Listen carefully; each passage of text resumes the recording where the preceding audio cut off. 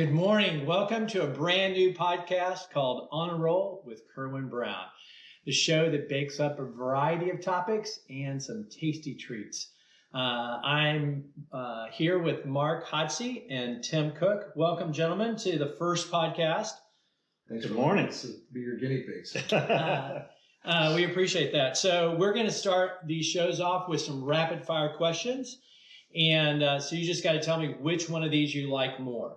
So, cake or pie? Pie. Pie.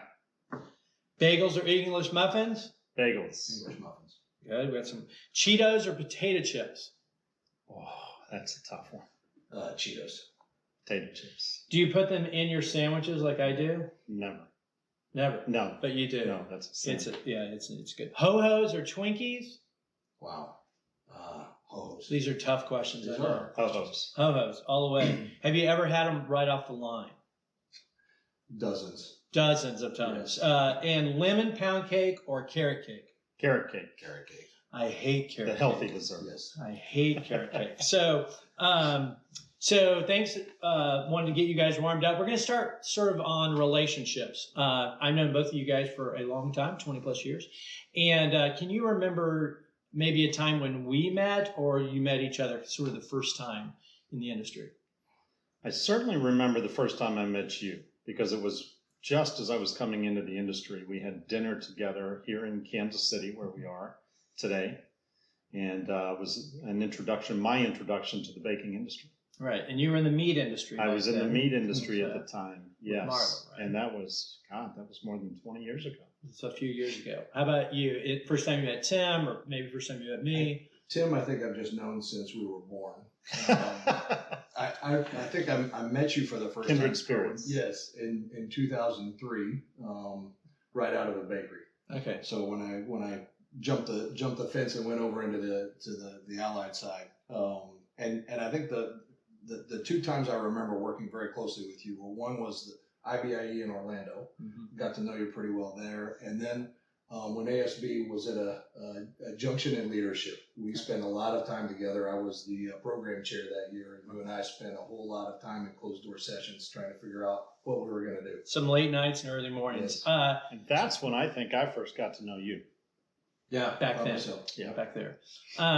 And that sort of links us, I think, to sort of relationships. And I think I've really mostly been in the baking industry my whole career. And you guys, you play in some different industries. So I think the relationships in baking are super key and huge. But are they any bigger in our industry than any other industry? Or so give me your take on that. Yeah, I think, well, the one thing I would say is that the people in general in the baking industry are just so wonderful that I'm not sure the relationships are any more important, but they seem to be stronger. That's my experience. And I attribute that just to the great people that are in the industry. They're people you want to be friends with, Right. not just work with. Right, absolutely. We were talking about this at the last IBIE committee meeting too. Right. Just the friendships you develop within this industry are unlike other industries that I'm associated with. Some of my best friends have come out of the baking industry and will continue to be my best friends long after I retire. Amen. So Present company included. that's exactly right. We spent a lot of time together and we enjoy it. So, okay, so we're going to move to international. And in front of you, we have some treats. And so we're actually going to try these two things.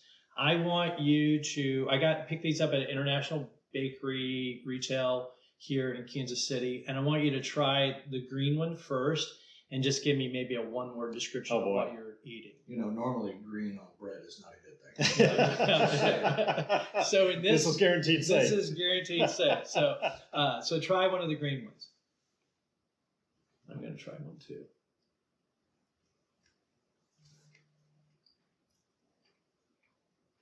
What do you think? Fruit. Fruity. Melon. Melon. Yeah. Like a honeydew melon. It is a honeydew soft bread. So Perfect.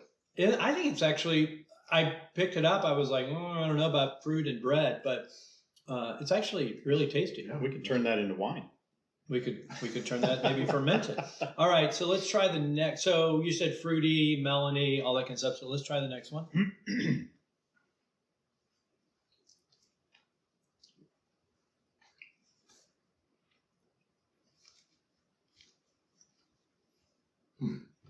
Bland. Bland. It's Actually, almost like a puff pastry with a little bit of cream cheese. right. But the cream cheese is really nice. Yeah. It's not too It's not sweet, not heavy. right. I would go not with bland. I would go nice. My slice must have been a little different. Maybe than the yours is two of different you. than mine. I got the end piece. with You got the no end piece. Sour. So so kind of that is a Saburo pastry. These are sort of Korean, things you maybe find in Korea. So, And would that be a breakfast food? Would that be a dessert? yeah, I would say yes. We're gonna say All the above. all the above. You're in whatever you're Korean baked My, goods. that's it. That's all I got. So on the international side, international breads, we don't eat probably these here in the States that much. You guys definitely operate with an international footprint with your companies. Mhm. Tell me about bake trends. Do they transfer? Are they really different in other countries? Mark, what do you think? Yeah, it's interesting because the U.S. is such a large market, and it tends to homologate over time, right? So I mean, you see bake trends start here, and then they tend to just spread and then morph into just a national pastime. Right. When you go to other parts of the world, Europe in particular, everyone's passionate about their breads, but they're all very different. Everything from shelf life. Here it's quite common just to go buy a bag loaf of bread on the grocery store shelf, and in Europe that's still not very commonplace. Maybe in Spain, but not in Germany or in the Netherlands, where they have a national law that bread can only sit on the shelf for 72 hours, right? So I mean, it's just so different, right? Let alone if you go to, like you're showing here, I mean, Asia is completely different, and in Japan. You go into a retail store and they'll have individual slices of white sandwich bread, open face, to show the amazing crumb structure of it, and you'll buy those individually, right? So it's very, very different. You have just one Just slice. one slice Yeah. with a meal, right? How about you, Tim? No, and I think what Mark said is exactly right. What I would add to that, though, is that there's this globalization right now, so that almost no matter what country you're in, you can get either type of product. So Right. you see very authentic European style bakeries here in the US. You see high speed, large scale sandwich bread manufacturers in Europe. And that has spread over the last decade to countries all over the world. And so it's almost becoming one market with Yeah. many differentiations between product, which Right. I think is That's right. fantastic for the industry. Staying on that sort of international feel, again, teams that are in various countries and all that, culture is important in every company. So tell me a little bit about managing teams globally and also just culture. Sure, yeah. So how's that different? Yeah, well, first of all, I find that very exciting. So we've got companies in all over the world, and if not companies, certainly outpost offices.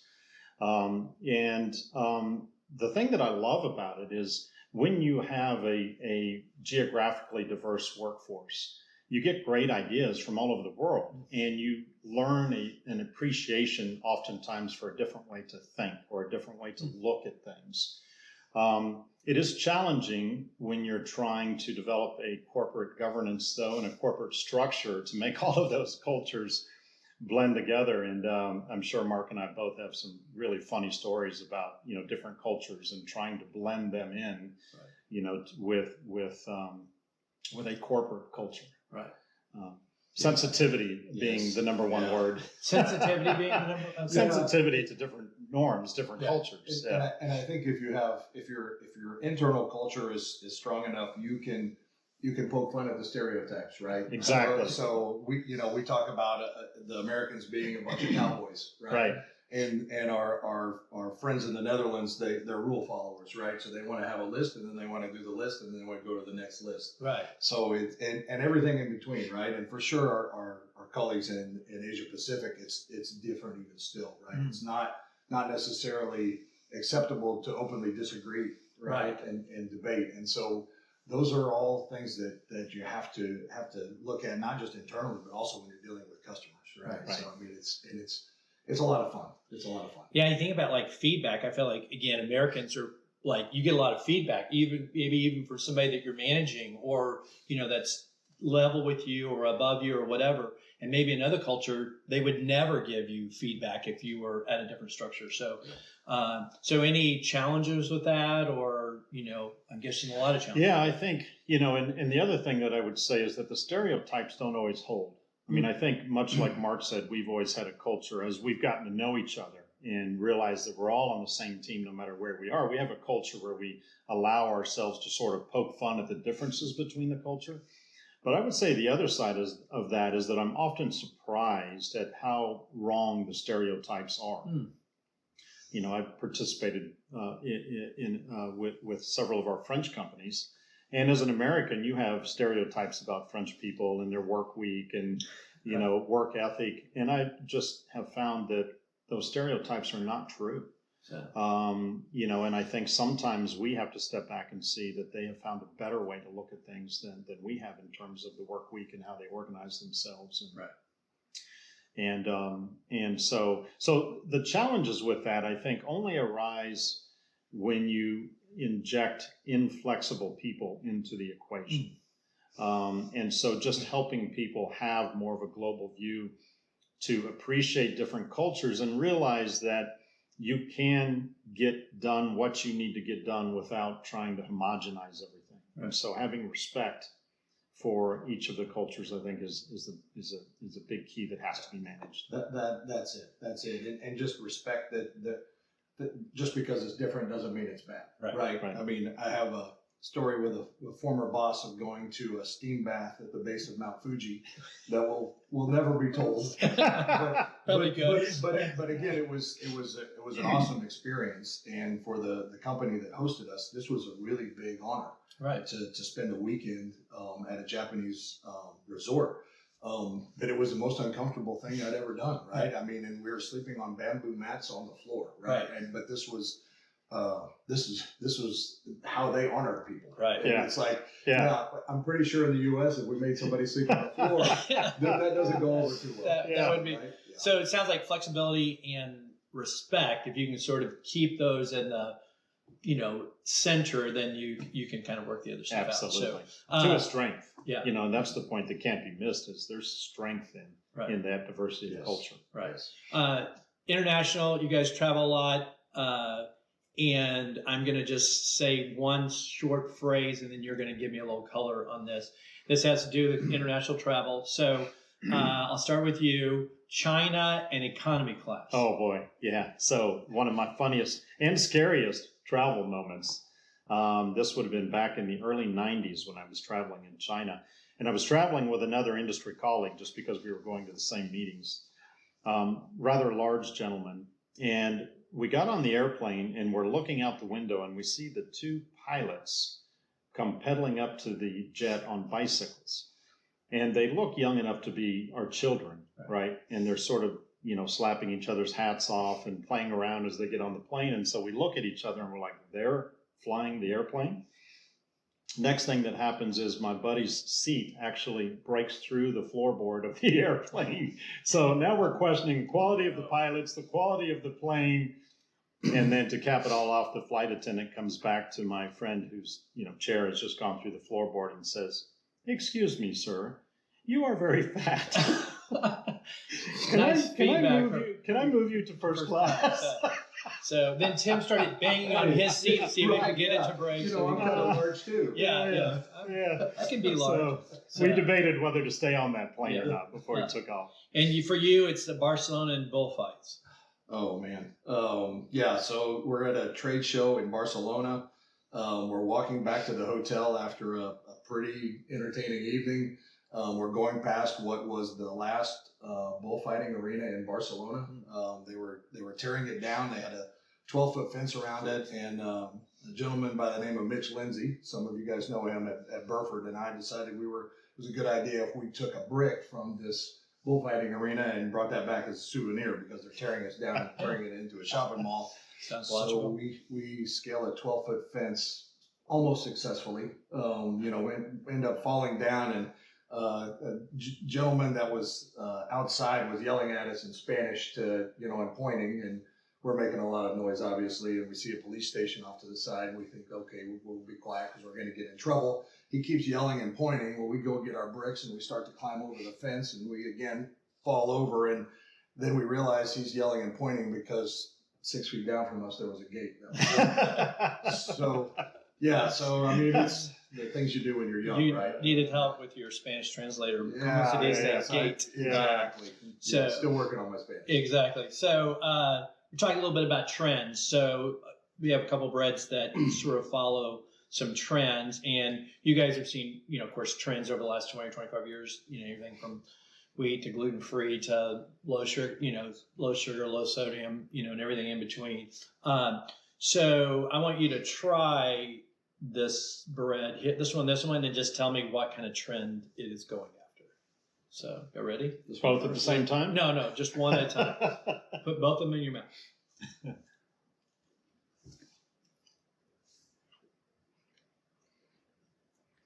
I'm terrible at this. Give me a bottle of wine and I might be able to Then tell you you might something be about able it. It's really dry. Yeah, very. Well, Is it is supposed to be dry, or is that just? I think it's, it's on its way to becoming a crouton.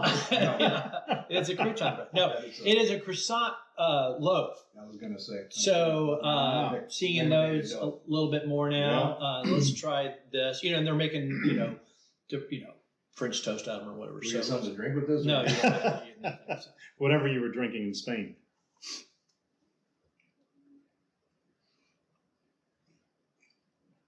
It's hard to guess. It is a vegan croissant. It makes sense now. The taste matches the description.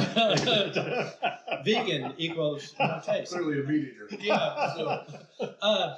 So trends. How do trends affect your business? You're definitely more on the ingredient side. You're more on the equipment side.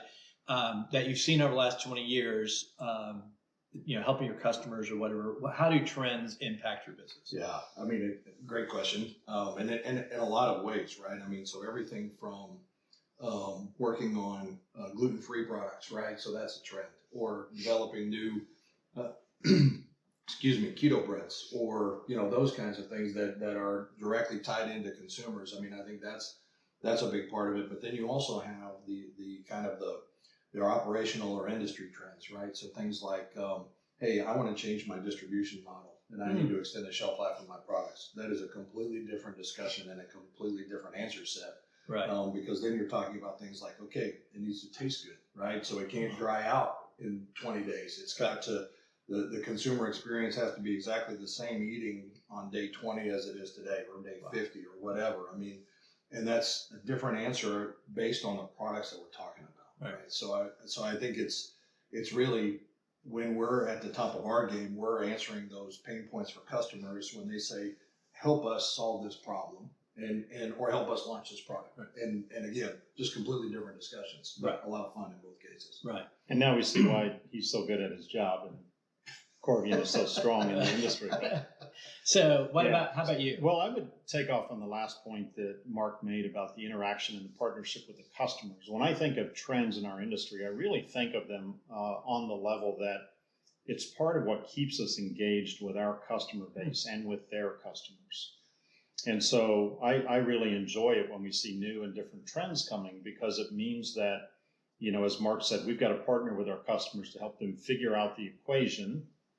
But even on a grander scale than that, what it means is the industry is remaining dynamic to its customer base.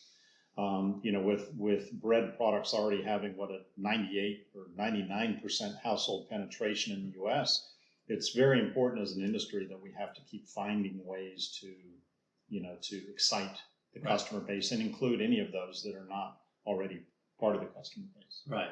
And I would think on the equipment side, when you start to see things like consumer trends where bread and roll consumption tends to be on a 1 to 2% decline, but then you look at things like tortillas and flatbreads that are almost blowing off the charts, right. That absolutely impacts on how you guys go right. after customers too, right? Right. Absolutely. We saw QSR go down a little bit over the last few years. Now QSR is back up. And for your customers, it's bit of a longer term commitment when they're going with some equipment purchases. I need a new line. I need an expansion. So they got to be pretty certain that that is going to stick when they start investing those kind of dollars. Absolutely. So, Yeah, it's a critical decision for them. So a small tweak from that discussion to transformation.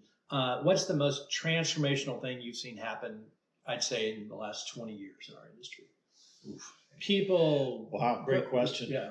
I would say, let me just throw this one out because it's off the top of my head. It's the consolidation. Mm. I think it's sometimes lost on us how much effect consolidation has had on our industry in terms of products, in terms of margins, in terms of, spurring growth, in terms of new and more efficient builds. I think it's just, to me, has had the largest single impact on our industry that I've seen, certainly in the last 12 to 15 years. Right. Yeah, I think that's a great one. I think there's probably a handful of just mega trends that we've seen, right? So, I mean, you look at consolidation, automation. You look at the struggles in the workforce with getting people to show up for work, getting skilled bakers, getting skilled engineers. I mean, those are huge challenges that things like automation and consolidation start to answer, right? But then you look at on the other side, just like we were talking about. So how do I extend the shelf life of my product, right? How do I reduce the scrap that I'm generating? All the way back to the sustainability piece, right? Which we're just now starting to hear that from our industry partners in terms of, hey, help me on this sustainability journey, and what does that look like for us? I mean, and 20 years ago, nobody talked about that. Great point. And I think that's certainly the future. Yeah. We've all got to be focused on sustainability in everything we do. We're going to lean into that really hard over the next 10, 20 Yeah. years. So, okay, moving, I would say, as most people do, have an unconventional path to leadership, to CEO or whatever. And I started as a youth director, went to marketing, and then now with BEMA. So I know both of you have a little bit of an unconventional. So we're going to kind of dig in your past a little bit. You're 12. This is where it gets real. Yeah. You're Perseverance. You're 12 years old and you need a job. I'm not sure why Western Kansas didn't follow any kind of labor laws back then, but you're 12 years old and your first job. So tell us a little bit about your first Actually, job. I was 11 years old, and it was washing dishes in a resort. I guess for the purpose of this, I better leave the name of the resort out. There's a resort in West Well, Virginia. a resort, That's a hard to resort. believe, A resort meant a motel with a restaurant, a bar, and a pool. convention center, and a swimming pool. Wow. Exactly. Nice. Yeah. And so it happened because my older brothers were already working there, and they couldn't find good labor. They had shortages of people to come in and do the work. And so one of my older brothers said, my little brother will do this. And so they said, bring him in. Yeah. And it turned into a job all the way through my, probably till I was 16 or 17. I stayed there in various jobs, capacities. I'm going to ask you a little follow-up after I ask him one question. Your first day in the baking industry was super chill. I mean, it made you really want to continue a career. So tell us your first day in the baking industry.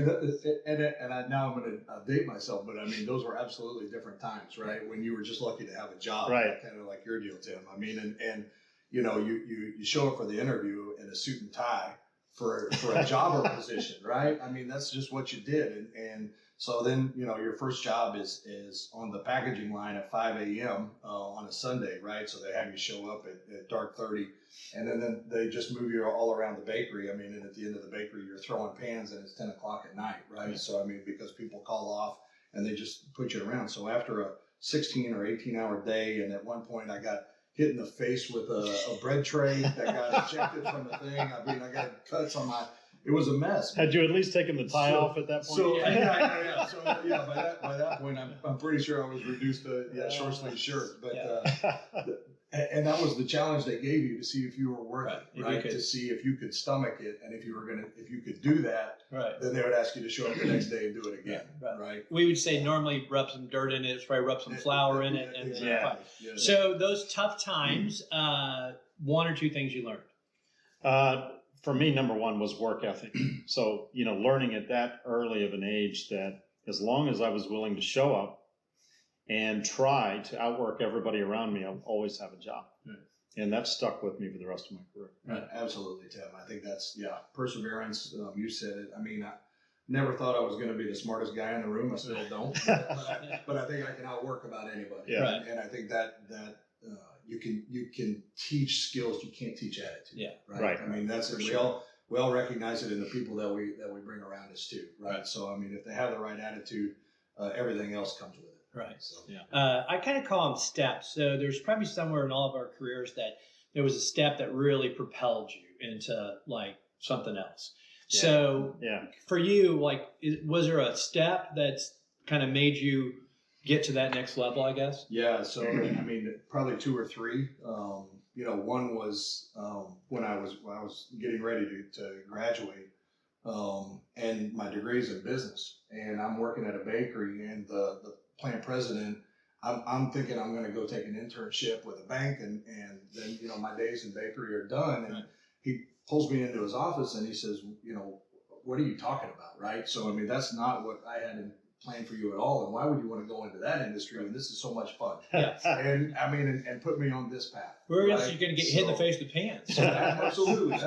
And then you have an industry icon like Fred Springer that sees you doing 3 jobs at a time and basically throws you a lifeline and then teaches you, and if you're smart, you listen and you just soak that stuff up and you just learn it like a sponge. I mean, and there's been a few folks along the way for me like that have just been absolute mentors, and I can't name them all honestly, Right. but it's like if you just have the common sense just to listen. I mean, and by the grace of the good Lord, you're smart enough to say, hey, this matters right now, Right. So listen to what this man is telling you, because Yeah. it will make a difference. Take that Absolutely. step. So, Mentorship is such a key phrase there. I was thinking the same as we were talking about the subject, and every step of the way having a mentor, even when I was 11 years old, washing dishes was just an incredible factor in my career. right.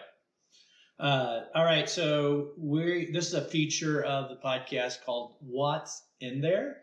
And so you have blindfolds. I'd like you to put those blindfolds on, and we're going to, so that your senses can be all very tuned to Was one this thing. in the NDA? I don't remember. I think, we'll make sure that it is in the future. So there's a, Wait, I'm going to make sure Tim puts his on. yeah, exactly. There's a treat at the end. I want you to take a bite of that. There's some cream and some kind of bread. But I can see it. Yeah, good. But We've I want already you to- seen it. I know, but I want you to sort of concentrate on the flavors and tell me what's in there. So don't close your, come on. Okay. How am I going to find it? Yeah, okay. Is this the right one? That's the right one. Okay, here we go. All right, so what's in there? Wheat germ? That's 100% whole wheat. Wow. A little whole wheat. Is it sweet? Is it savory? Is it? It's hard red winter wheat. It's pretty bitter. It's definitely competing tastes with whatever the cream is and the hard wheat. All right. Not particularly enjoyable, I would say. Yeah. Okay. All right. Thanks. You can take your blindfolds off. That was a tasty dog treat from a local bakery. Oh, nice. So, but I made sure that it was edible and that nothing bad is gonna happen to you. So The good news is, if I were a dog, I do think I'd like you would just love I was it. picking up I'm taking, hints of chicken. so yeah. There's some raw So- poultry in that I need to worry about. No, there's probably nothing wrong. So, quick pet treat or pet question. Huge growing emphasis in the industry on the pet side. So, quick little deal about kind of where's pet now, where's it yeah. going? So, Well, it kind of goes to pandemic demographics, right? I mean, everybody got a pet during the pandemic. Right. The market for dogs and cats has just exploded, and people spent a lot of time with their animals during the pandemic, and they absolutely have become part of the family now. Right. And the people want to spend as much money on their pets as they do on themselves. In some cases, more. I mean, we have market data that would suggest that people will take better care of their pets than they will of themselves. And so that's not going away anytime Right. soon, right? Exactly. I think it's going to be a trend that's here to stay, and yeah, everything from you see these companies now that are in the refrigerated section in the grocery stores, where they have their own standalone refrigerated boxes, and those are quite expensive. They require a lot of care, preparation. I mean, there's a lot of pathogens you need to worry about in that type of stuff. So for us, I mean, it's absolutely something that we're looking at. Right. How about you, Tom? Yeah, I would echo that. It's an extremely important market and a fairly fast growing market when you talk about food segments. So And look at all the acquisitions and changes in just in the end manufacturers, right? So, With a lot of B's on those acquisitions, which are amazing what people are paying for some of those companies right now. right. So, all right. that was wrong. That was just wrong. So I did enjoy that a lot. All right. Was I right? Is it hard red? I don't really. Why don't Yeah. you taste that and tell me? Yeah, He didn't eat his, did he? I know. I've got there's about half of slice left, so I'll eat that Yeah, for lunch later on. Okay, a little bit of an inspirational side of things. On your social media, you liked something the other day that said, it was a quote by Maya Angelou. Maya Angelou. Okay, and it says, "My mission in life is not merely to survive, but to thrive, and to do so with passion. Some passion, some compassion, some humor, and some style." Why'd you like that? Yeah, I mean, it says it all, doesn't it? I mean, I've always had a philosophy that whatever you're doing in life, you should try to enjoy the moments, right? And not just be task oriented and looking at the end of the journey. You have to enjoy the journey along the way. When I was CEO of Chic Esteve and we set our corporate values, one of them was fun. And our logic was we work really hard at what we do, and you got to have fun along the way or you're going to go crazy.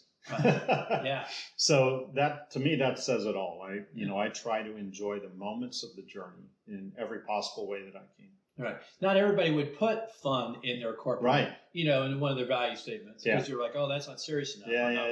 Yeah. But or quote Maya Angelou. That's exactly. Because I'm like. And thank you for. Yeah, you are. And thank you for getting the name correctly. Yeah, that I slaughtered. So I have two quotes. I have two quotes from you. One from a stage man, I think Mr. Hodsey, that said, "God looks after stray dogs," and Mark Hodsey, or Winston Churchill, "Success is not final, failure is not fatal. It is the courage to continue that counts." So which one of those do you want to take? Oh, wow. Can I do both? You can do both. And All right. And now we know why we have dog food. Yeah, exactly. So no, I mean, and actually, that was paraphrased from my dad, and it was actually in reference to my youngest sister, because it didn't matter what she did, it was like it always turned out okay. Right? Okay. I mean, it kind of went from that to just apply to all of his children. It's just that the Lord takes care of, and it's just the way. It's like there's that invisible hand, right? So and if you listen a little bit, then the good things will happen. So I think that's and then the Churchill deal is, I mean, we've talked about it a lot of times about the fail. Like we all failed at some point. We fail, whatever, and that's important. And teaching people that it's okay to fail and to take some risks. Right. I mean, that's a very hard skill to learn, but it is so awesome when you see it happen in your teams. I love when people take chances, and we don't always win, but if you give it your best shot, then it's absolutely worth doing. And if we all did it open-eyed, and you just can't punish people because they took the risk, right? So I mean, you've got to be able to support them and help pick them up when things don't go their way. So that's how we learn and grow. Right. And nothing focuses you like failure. A good friend of mine said recently, success just continues to broaden your view of things. Right. Failure really focuses you. Very, very well said. And then there was this was a Chinese fortune cookie actually that I got when I started my first week at Corbion. And it said face facts. You will be successful. Exactly. It's still there. Face facts with dignity. Okay. And when you think about the bad news, you have to be able to receive bad news and accept that with grace and not go and attack the messenger or look at the situation for the context that created the problem. Right. So, I mean, in facing facts with dignity, I think is as a leader, that's probably one of the most important things you can do. Right. You guys have higher ups that you have to answer to. You're Don't at worry. times. You I know, do. Mark doesn't. but I Mark do. doesn't, but but also you have to sort of tell the baking story to other people, investors or whoever it might be. You got 30, 45 seconds. Sell me on the baking industry. Yeah. So I don't know Yeah. who wants to go first.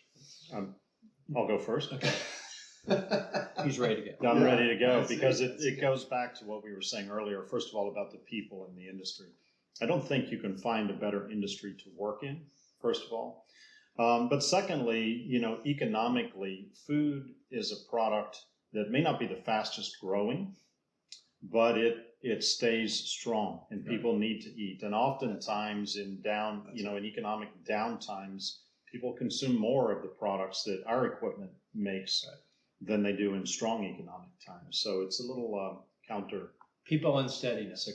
Yeah. Yeah, I completely echo that, Tim. I think that's spot on. I think it's not the fastest growing, but people have to eat. Right. So, and I think that's the corollary to the first truth is this is work worth doing. Right? Yeah. We are feeding people. That's a great We are phrase. helping our customers feed people. And we can lose sight of that in the day-to-day minutia, but I mean, at the end of the day, this is a 5,000-year-old tradition of making bread. Yeah. And when people talk about getting together at family interactions, it's we're going to break bread together. Right. People still say that. And For that sure. matters. So I think that, to me, that's one of the cool things about this industry. Yeah. Sometimes Yeah, it's nibbling very on cool. pet treats, but usually it's bread. Okay, wrapping things up, final 4 question. So quick answers to these questions. A final So- 4 question, KU. No, really? You'll get your chance. One skill few people know you have. I can wiggle my ears. Okay, I like that.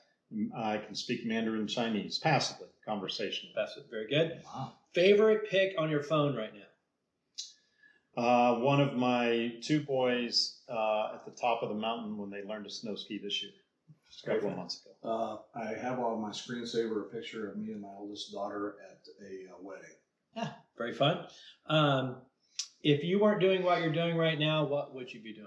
I would either still be in the United States Marine Corps or I would have gone to law school. Wow, that's a I did big not. spread. It's a big spread. That's a huge spread. I had to have a lot of options, plan B and C and D. Right. And, Yeah. So I mean, I'd either still be working in a bakery or I'd be a gearhead somewhere. I figure you'd be a mechanic. Yeah. I've seen your garage. Yeah. Best thing about your job right now? Oh man, the people I work with, I mean, hands down. I love the group. I love picking people that are smarter than me and watching them succeed. Right. And Put just them letting all them around go you. do their Yeah. thing. Yes. So, Yeah, how about you? Yeah, I think it's that cultural interaction. I just love different cultures and getting to experience them. So, and you get a bonus question. Why is OU better than KU? Oh man, have you been to the Palace on the Prairie? No. Yes, I have actually. Yes. Why is KU better than OU? Well, because we're talking about basketball, and all you have to do is look at the national championships and the Final Fours and the winningest basketball program in the history of Well, college and the good basketball. news is you guys can play football in your basketball arena. So, thank you very Still too much, Tim and Mark, for being part of this first show. And we thank you, audience, for listening and being a part of this On a Roll with Kerwin Brown. And we will see you next time.